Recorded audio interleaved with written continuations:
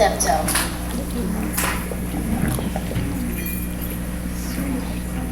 A long time ago, in a certain place in Africa, a small village lay across a river and a half-day's journey from a city where a great king lived.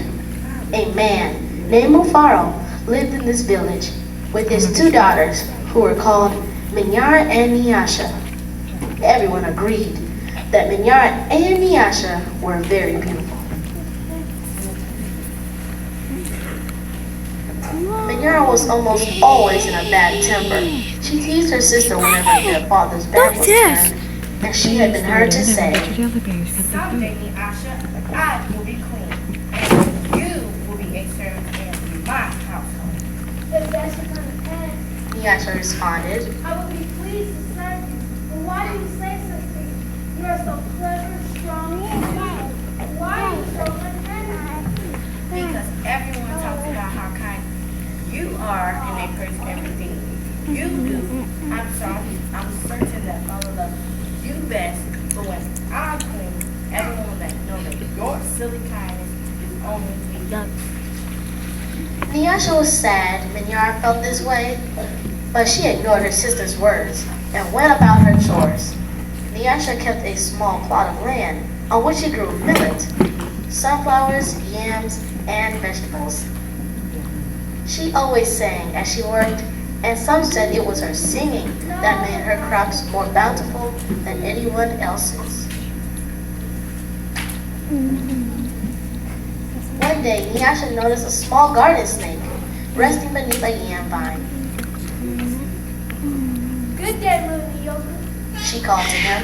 You are welcome here. You keep away any creature that must spoil my vegetables. She bent forward, giving the little snake a loving pat on the head, and then returned to her work. From that day on, Nyoka was always at Nyasha's side when she tended her garden.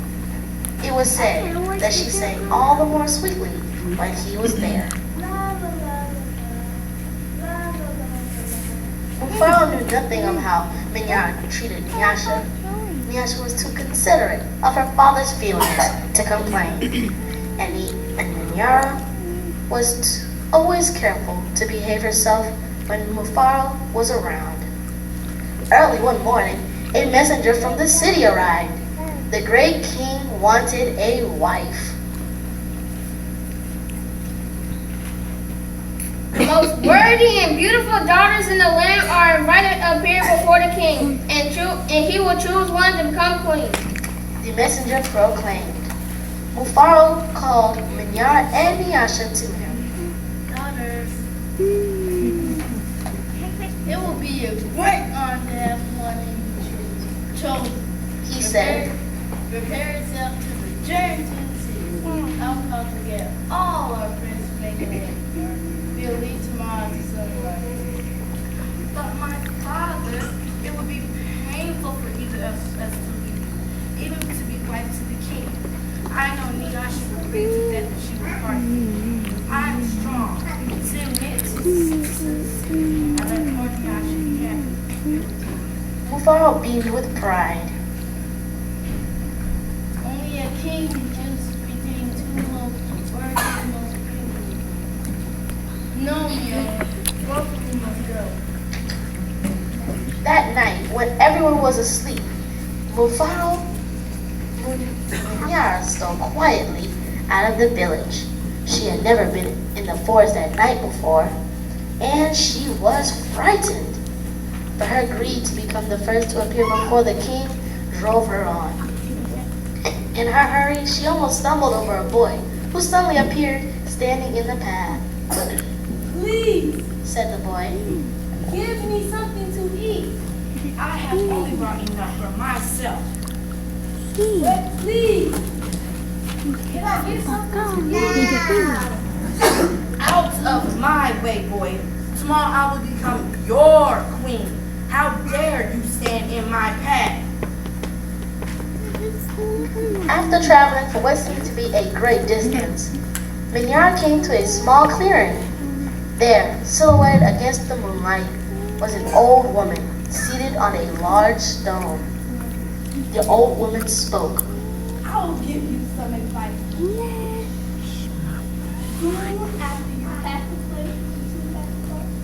see a grove of trees. They will laugh at you. You don't laugh in return. Later you will see a man with his head under his arm.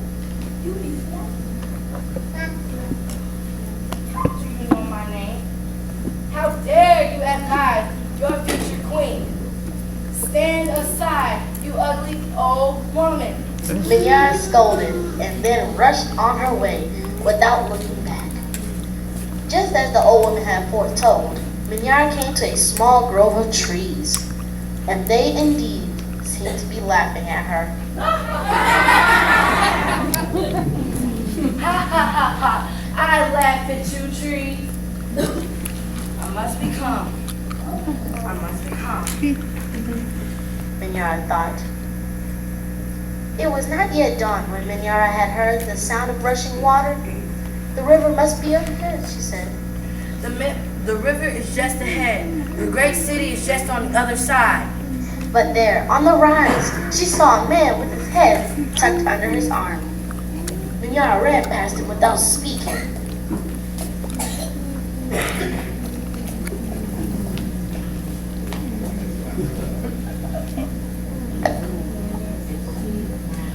A queen only acknowledges those who please her. I will be queen. I will be queen. She chanted as she hurried on toward the city. Nyasha woke at the first light of dawn as the wedding party assembled. I don't want to eat everything.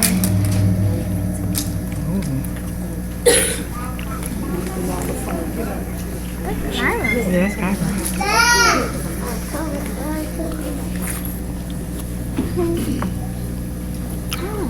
about to dance?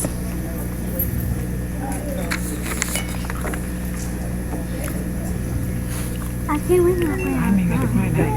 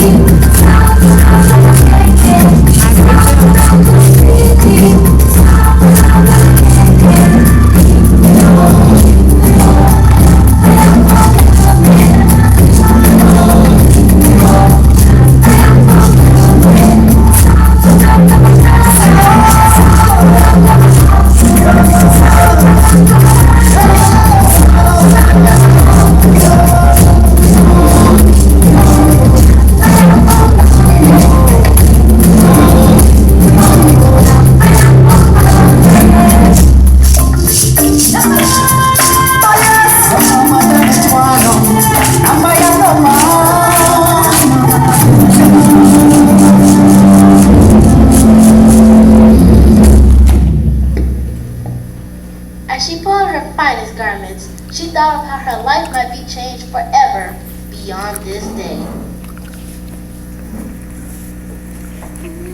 I much prefer to live here. I would hate to leave this village and never see my father or see to little Nyoka again.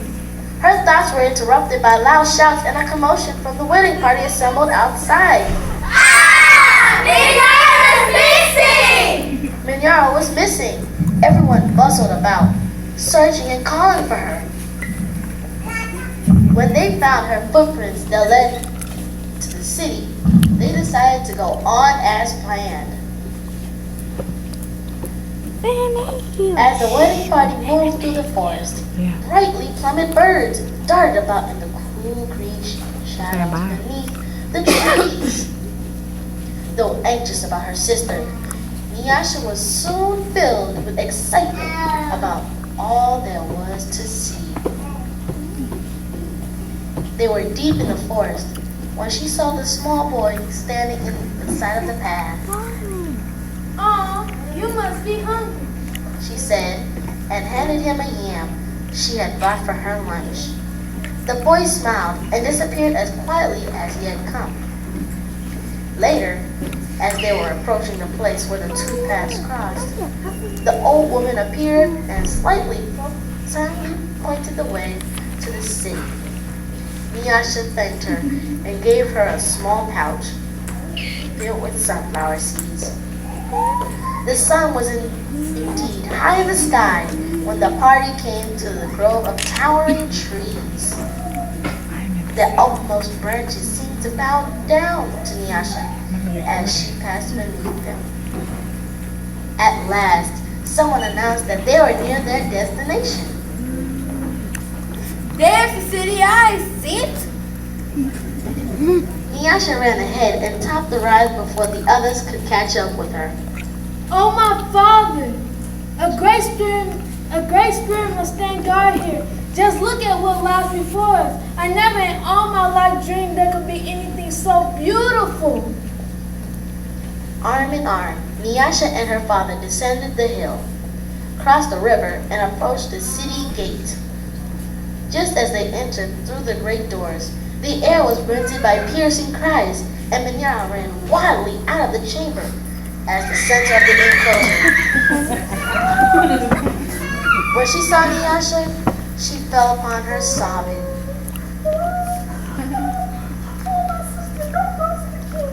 Oh, Father, please don't let her go. There was a monster there with 5 heads. He said that he knew all my thoughts and that I displeased him. He would have swallowed me if I had not run. Oh, please don't go in there. It frightened Nyasha to see her so upset. Believing her father to comfort Minyara, she bravely made her way to the chamber and opened the door. On the seat of the great chief's stool lay the little garden snake. Nyasha laughed with relief and joy. Ha, ha, ha, ha. My little friend, She exclaimed. it is a pleasure to see you. Why are you here?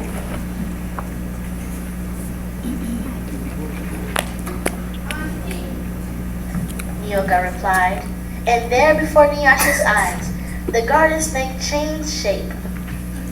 I'm the king.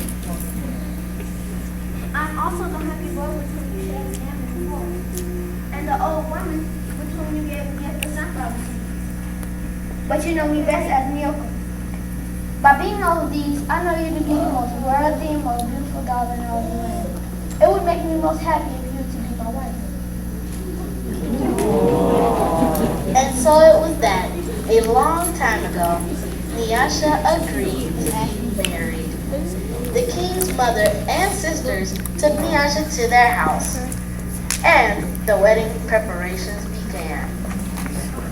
The best weavers in the land laid out their finest cloth for her wedding garments. Villagers from all around were invited to the celebration, and a great feast was held. Nyasha prepared the bread for the wedding party. From millet she had been brought from her village. God proclaimed all to whom heard him that he was the happiest father in all the land, for he was blessed with 2 beautiful daughters, Nyasha the queen, and Minyara the servant in the queen's household.